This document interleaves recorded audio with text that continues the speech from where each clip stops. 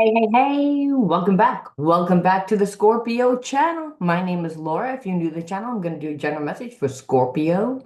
Know that energy is fluid, roles could be reversed. Interpret the message as it best resonates. And when I say I'm doing a general message, I'm actually doing a shadow message. So there's nothing general about it. It's just, it's to the collective. But the readings are deep. I like to focus on the spiritual blocks, the shadows, and see how they play out as karmic themes. Because a lot of times it's not about whether your person has feelings for you. You know they have feelings for you. You don't know why it looks the way that it does. You don't know why the relationship seems to have so many problems.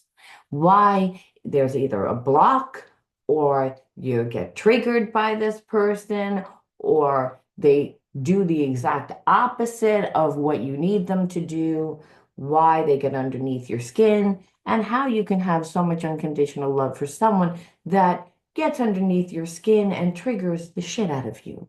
We want to know that. We want to know what we're supposed to do with that energy, with somebody that continually gets in their own way, continually sabotages the connection.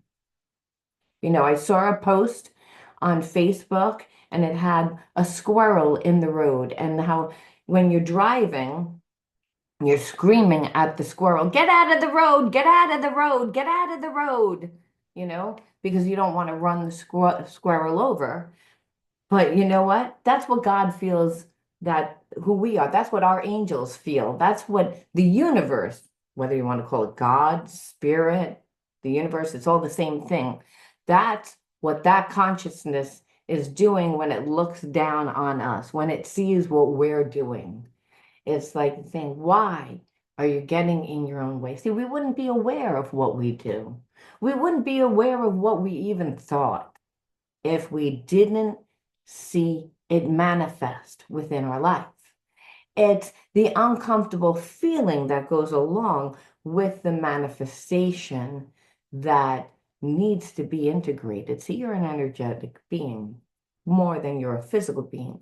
See, everything happens in the spiritual realm long before it happens in the physical realm. So you're a spiritual being having a human experience. So when I'm talking spiritual, I'm talking about the psychological and the emotional aspects of yourself. It's not logical. We're talking more about the right brain, the intuitive, the creative genius that is the God part of self, the higher self resides in that part of you, I should say. It's not that whole, your whole right side, but it's that part of the brain. And it's that part of the brain that we get knowing, where I don't know how I knew that, I just knew. However, when we're in a toxic relationship or in a karmic relationship, that there's a lot of manipulation, and I don't want to say maybe toxic because that word gets thrown around a lot, but um, I want to say something more like um, a traumatic experience.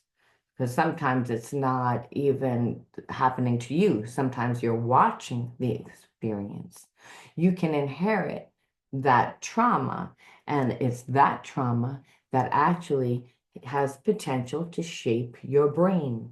Your brain is made up of like a putty-like material that every time you think something, it shapes to that experience, to that thought.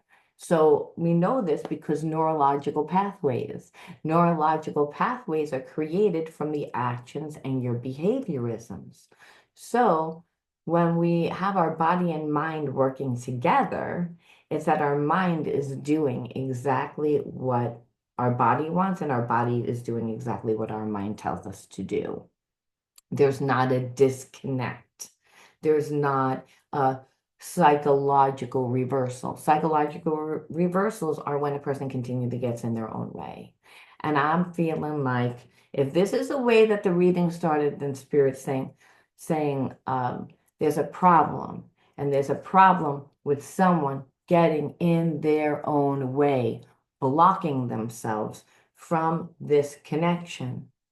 And we have to figure out why. And we also have to figure out um, if they have feelings, which obviously, if they have feelings, they have feelings because they wouldn't have had the need to block the connection. They're blocking the connection because they don't want to deal with the person anymore. It's not about love. It's about what this person has done on a karmic level, on the physical level too. All right. So that's the underlining energy, but we're going to pull a card. And the first card out that I looked down on is shame. Okay. That's the card that was out, but we're going to pull for it because I didn't shuffle. It just happened to be laying there. All right. Let's see what the word of the video is. The word of the video is jealousy. So I feel like you've been holding back from a person, or you're just not, I don't want to say even holding back. If this person would be talk to you, you wouldn't hold back. You're giving this person the same exact energy that they're giving you or that they gave you. They know what you're doing. They want you to talk to them. Thing is, you didn't talk to them. And I feel like this person tried to trigger you with talking to other people to get you to talk to them. That's not what happened. You didn't do anything, you held back, and now this person has no idea what you're doing, and they're assuming that you're talking to other people, or they just have this desire to know whether you're talking to somebody else. There's like a need to know what's going on in your life. They don't know anything that's going on in your life because you're not telling them anything that's going on in your life. And they just feel like you moving further and further and further away. Because at one time, I feel like you used to talk to this person, but you're not talking to them because you're not going to pretend that nothing has happened. You're not going to do that. And the reason why is because you don't want them to do it again. You don't want them, when you don't say anything, it gives the person a license to not have to fix what they do. And so they want to be able to stay oblivious. It's, that your person doesn't like commitment. So they can do whatever they want to do if there's no discussion about it. This incident that they created made way for a discussion. This person is avoidant. They don't want to have the discussion because it's like, I don't, or at the time, they didn't want to have the discussion. I feel like they still don't want to have the discussion though, because they don't want to take responsibility. So they don't want to have the discussion for a different reason now. The first reason was, I don't want to deal with your rules. I don't want to be held accountable. I don't want to be transparent. I want to do what I want to do when I want to do it. Now, the other reason is, I don't want to have to apologize for what I did because I look like an asshole, in layman's terms. I'm not going to get into it. So again, they created this entire dynamic is the energy.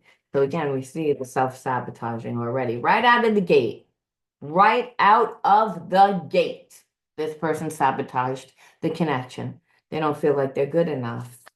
That's why a person does what that. It's like they don't, and they definitely now feel like they're not good enough now that you saw right through their little game. It's embarrassing. Again, like this person, I feel like as they might have wanted you to give a lot to them, the thing is that when they get into a relationship, they become like they give too much to other people and they wind up neglecting their own needs. So they become more dutiful to like other people. So, and I'm feeling that, part of them has a very strong connection to you and they really want to give that persona off that they're strong within themselves. They don't want to lose themselves in another connection. This is why this person has commitment issues. This is why. Because if you're a highly sensitive person and you can't tell the difference between your energy and my energy, because, hey, I have feelings for you, and you can make me do things that I don't want to do. I I don't understand why I do that. That's actually a survival mechanism that someone was brought up in an environment to be the fixer, to be the healer of the family. See, the healer of the family is very rarely says, I want to be the healer of the family. No, it's usually chosen by the family. And that's to utilize their energy to create some sort of balance within the family structure. So if the family is imbalanced, like there's alcoholism, drug addiction, whatever that there is going on that's imbalanced, well, then the energy, the negative energy doesn't go to the alcoholic, doesn't go to the person that's really codependent, that's helping that codependent. So if it's parents, it's like there's codependency that where that if the mom was the alcoholic, the father is like not taking care of themselves. They're taking care of the father too much. They're not taking care of their children. They're not taking care of the other areas of life. So somebody has to pick up the slack. And someone also has to be blamed for the dysfunction because very rarely do alcoholics. So I feel like it's almost like this person was brought up in an alcoholic family and like was made to like, by fear, become that healer, become that fixer. So they get into relationships and they haven't healed their childhood trauma. And then on top of it, now they're attracting people that tend to be dominant, people that, and they wind up giving too much of themselves. So they actually like how you perceive them, that they're not weak. They perceive themselves as weak, because they can't make their life work. Again, like almost like very like a troublemaker, like this person just keeps getting in their own way. They sabotage everything. There's destruction in their wake. And part of that is because they they don't like who they are, they don't trust who they are. They try and become friends with people that they admire. It's not like this person doesn't try to emulate. It's just they get in their own way. And I feel like part of getting in their own way is if you don't like yourself and now you're around people that you admire, it's like, and you want to be like those people, you're going to give too much. You're going to be so hypersensitive to those people that they're not going to respect you, that you're going to lose yourself in them. So I feel like the trouble maker is that this person comes in, they become everything that you want them to become, and then they shoot out of your life. It's like because they don't really want that. There's still a spirit part of self, which is a God part of self, that's of unconditional love that needs to be free, that needs to be an expression of freedom, to be able to create, to be able to connect deeply and intimately with multiple peoples. And that doesn't mean in the bedroom. It means by talking about deep things, things that move you, things that inspire you. It's again, that adds to your creative genius. That adds to that this person is not that. They're too busy trying to be accepted. They're too busy trying to be loved. They're too busy that it gets exhausting. It gets exhausting to be in this energy. It's because you're not doing it out of love. You're doing it out of fear. And that's the problem with this person. So I feel like with you,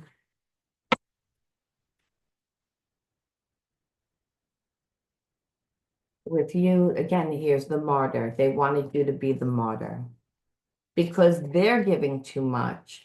They would never give you that much. But it gives a persona like they're busy, like they're strong, when that's not really what's going on here. It's like you, if anything, it triggered you to think that there was many other people.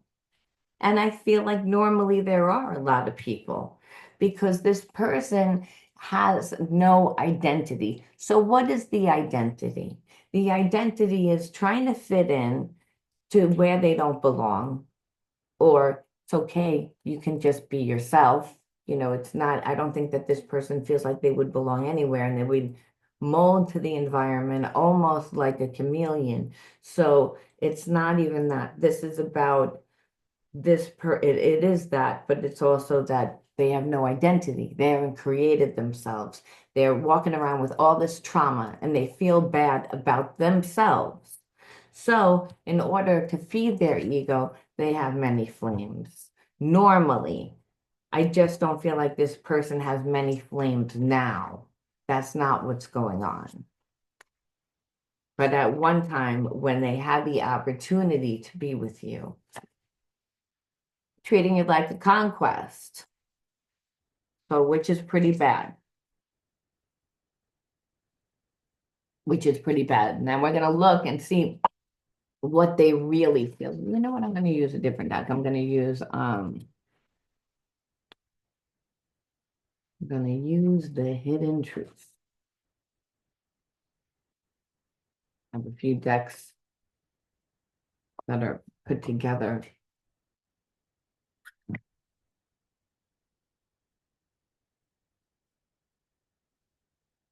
See? So it's like I am going to put the hidden truths together, and we're going to pull from this deck to see what do they really feel now? What do they feel now? Like what do they, we're going to mix it up a little bit. I hide behind material things. So again, they hang out with people that have a lot. So I don't feel like they haven't, yeah, like they haven't benefited from being around those people because again, they're thinking that the material is who they are, right? If I drive a nice car, I live in a nice house, I have nice things, then you're going to think that I am successful. You're going to desire me. It's again all ego fed. But we still don't see that they've depth. I love you unconditionally. So there's the depth. So it's almost like I feel like this person has tried not to care about you because, again, they don't really want you to come close. They do have feelings for you. They don't want to lose themselves and have you see them for who they truly are. Like where you're going to think that they're a mush. Then you might get over on them and hurt them. That's been their theme because of the environment that they grew up in. They didn't grow up in people that promoted them and lifted them up. They were brought up by people that suppressed them. And in suppression, they were sabotaged. They sabotaged themselves because they're not focused on what they're supposed to be focused on. They're either focused on pleasing people or in their addictions. They're not creating themselves. But this person is like, again, says, I can't help it. I still have feelings for you. Because you can't break love. I will wait for a sign from you. This person's still in their ego. They, again, still don't want to be transparent. That's what that says. They know they're wrong, but they almost don't want to have to focus on anything of how they treated you in the past. They don't want you to remember that version of them, that they were like a player, that they, didn't treat you well. They want to almost like they wish they could go back in time and,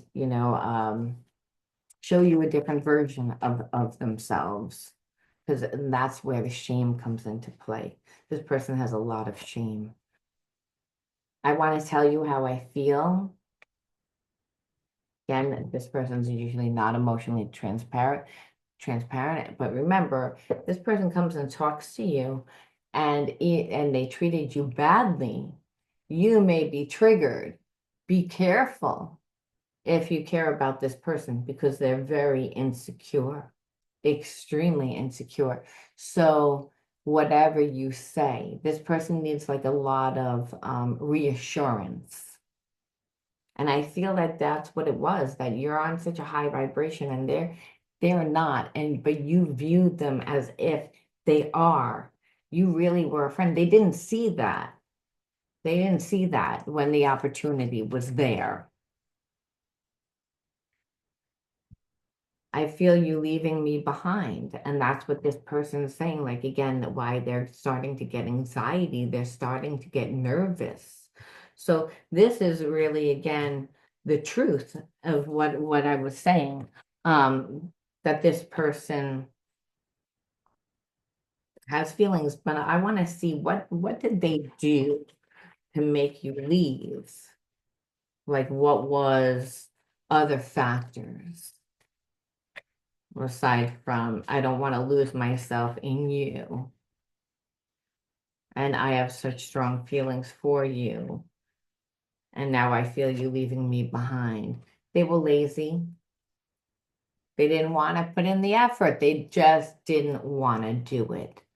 And that comes a lot of times when you have a very low self-esteem, that you have a root chakra imbalance. And that first adrenal is, I mean, that first chakra is connected to the adrenals. That first endocrine gland that's connected to the root chakra is the adrenals. So every time this person is called to like figure something out on their own or be secure in themselves. I don't want to say figure things out on their own, but more like be secure in the relationship or figure things out on their own, meaning you're not, the whoever they're with isn't navigating the relationship.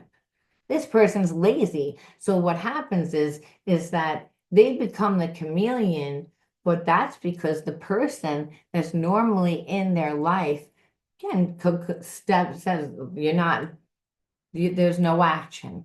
I feel like you have feelings for me, but I don't really see you doing anything. You're not fulfilling me. You're emotionally not connecting. You're not transparent. So they connect with people that come in to their lives and they kind of direct this person to the point that this person becomes extremely dutiful, like too much.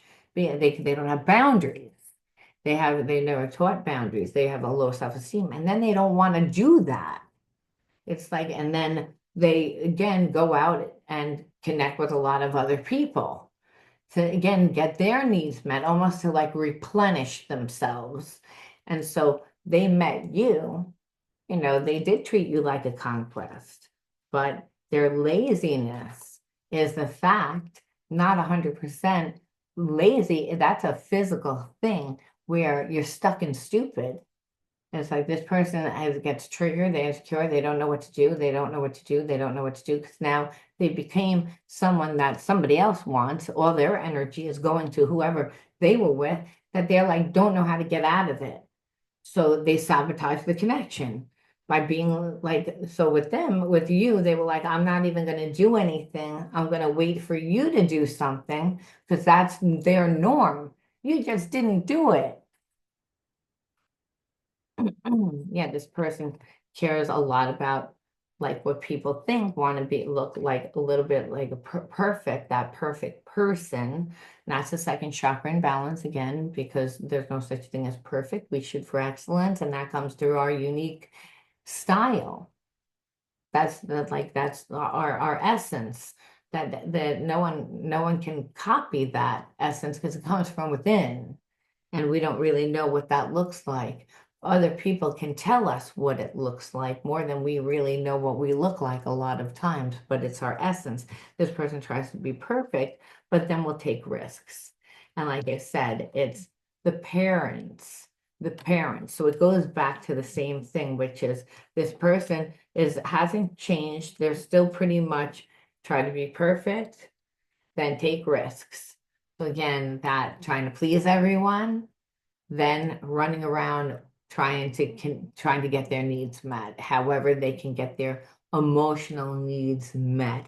And I would say codependency all the way just with people and things, like whether they drink a little too much, smoke a little too much, this person's insecure. They try to create balance in their life. That's what it is. It's like they don't know what the issue is because they were never taught.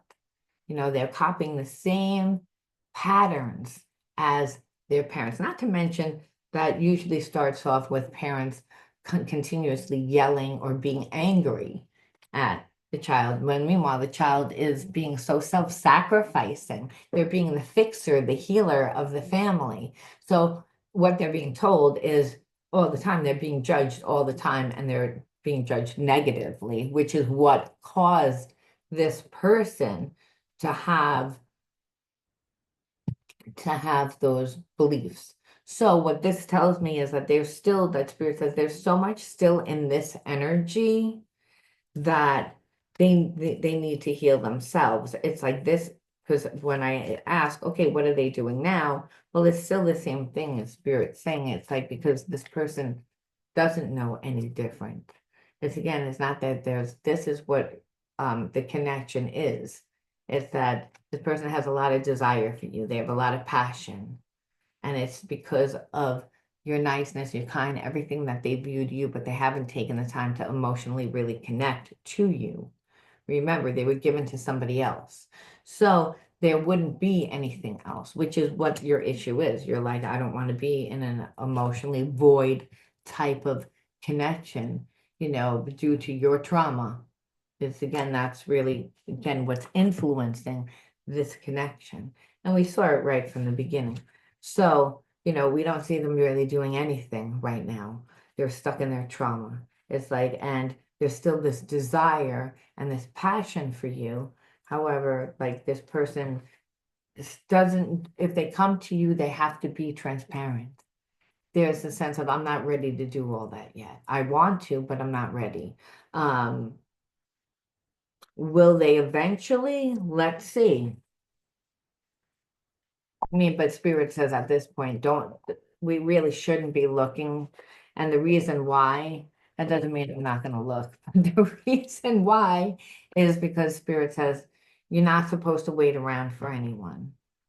You're supposed to live your life, enjoy your life. It's like, because if you hold on to energy like this, it brings down your energy. It's like holding space for someone that doesn't deserve space. One of my red in with the blue. All right, let's see. Let's see.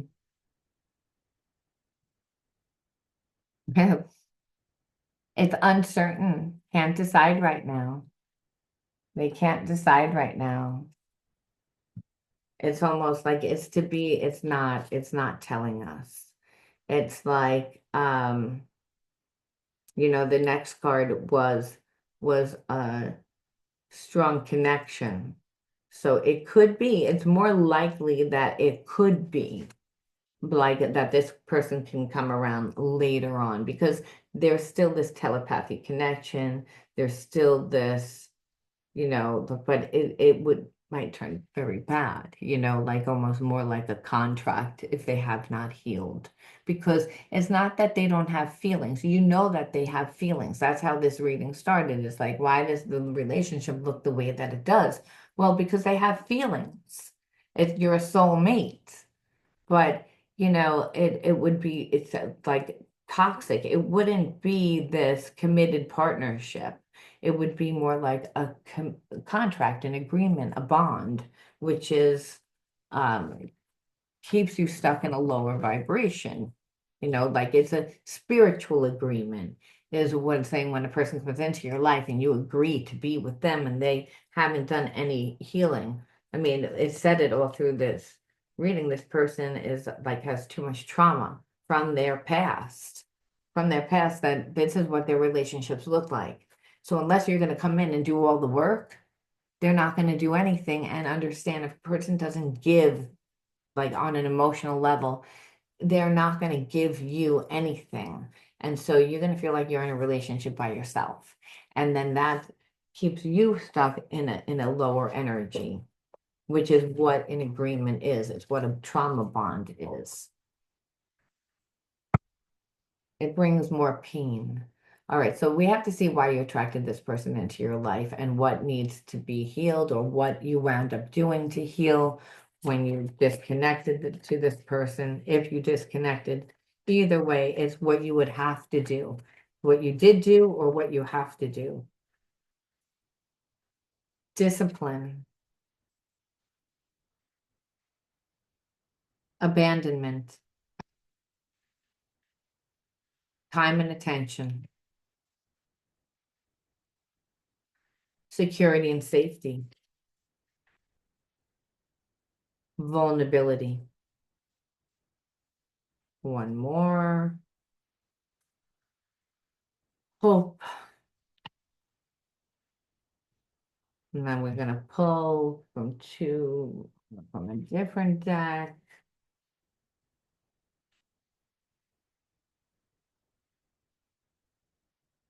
fierce strength, grand journey. And then just one more, which I'll put over here. We won't pull it yet.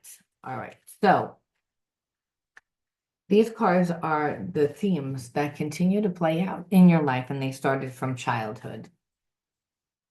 The spiritual wounds that were developed in your childhood until they are fully integrated. And integrated means embodying a new consciousness and continuing to embody that consciousness until you see yourself differently, till you create new neurological pathways, till your body and mind are integrated. So spirit says, again, you grew up with a lot of trauma. And I see it's like there was abandonment. And abandonment doesn't always mean that they left town. Sometimes you wish that they left town. It's more that, if anything, you wish that they would leave town. I know that's the way that I felt. It's like the it's when a parent drinks too much, when they have so many problems that they just can't be there for you, or there's or what you do as a child is seen as bad, or is seen as, you know, where a parent shames a child, where a parent makes that child feel insignificant. We're talking about emotional abandonment. And then yes, sometimes even they were there, but they also left. Came, then maybe they had to work all the time and they just weren't there. And then when they were there, they weren't friendly. So abandonment is the underlying energy where there was no time and attention given. You were ignored. And psychically, that is creates trauma because parents need to nurture their children. They need to show support. They're fragile. Their minds are being shaped. And so even if the parent wasn't screaming and yelling, which I feel like this parent said things that made you not be able to be vulnerable. So it was like if you were vulnerable, like you were taught right away that you couldn't be. So you had to actually be very not be transparent. You knew that this was not a safe environment for you psychologically and emotionally because there was abuse. And I say that because of security and safety. There wasn't any. Because if your parent is a bully, making you feel as if you're unworthy by ignoring you, not supporting you, and then they're treating you like that, everybody else is watching how this parent is treating you. And they are actually conditioning the environment to treat you the same. So it wasn't where you felt safe. You felt like your parent was saying, it's okay to treat you this way. Like, I'm not going to give you time and attention. You're not worthy of the time and attention. Or you want to be vulnerable? I'm not going to. So you were more in a place of survival, that you didn't take the time to create yourself, to become yourself. So discipline, there was a lack of discipline, but you didn't know how to discipline because you was too busy self-soothing yourself, too busy trying to survive, too busy trying to avoid.